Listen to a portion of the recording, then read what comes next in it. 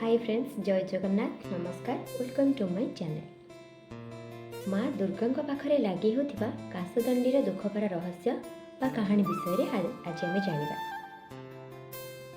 कौन आपण जानिछन्ते कि माँ को पाखरे लगी होतिबा कासदंडीर रहस्य? माँ को पूर्वरु आसे, माँ को विसर्जन पर मौली जाए। केवल शरत ऋतु कहीं फुटे कासदंडी?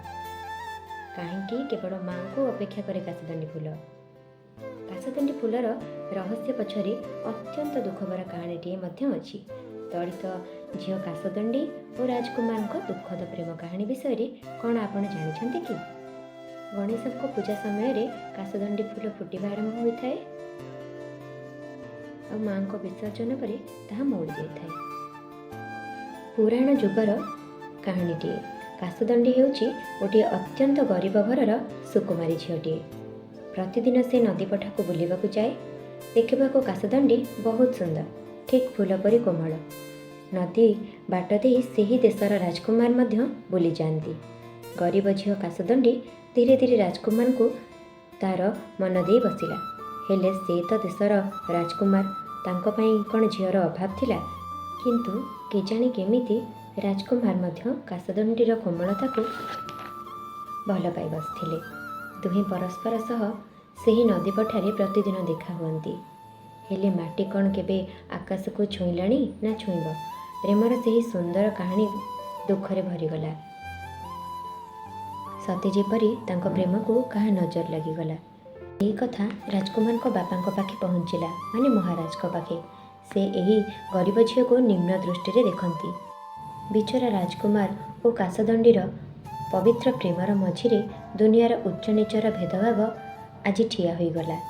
महाराज से दिन सैन्य को निर्देश दिले कि राजकुमार को बलपूर्वक राजमहल को नहीं आस और कासदंडी को माटी रे पोती दियो।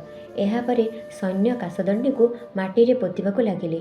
राजकुमार कांदी कांदी कहूथांती कि मोते मध्य तांको सह पोती दियो। हेले कासदंडी मरिबा पूर्वरु राजकुमार को कहिला कि तुमे जाओ, राज्यर सेवा कर। जहा हेउछि सबु तुम भल पाई ही हेउछि। महाराज तुमर भल ही चाहती। राजकुमार कहिले, तुम बिना मु बा केमती बंचिबी? मु मध्य आत्महत्या करदेवी। हेले कासदंडी कहिला, मु प्रतिवर्ष तुमको यही शरत ऋतु फूल ही देखा करने को आसबि। तुमे जाओ आउ भलरे रुह। तापरे सैन्य माने राजकुमार को राजमहल को नहीं आसथिले। राजकुमार तांको बापा को मना कर देइथिले कि से केबे मध्य विवाह करिवे नाही। जेबे जेबे शरत ऋतु आसे राजकुमार धाई जाती ସେହି कासदंडी फूलर बण को।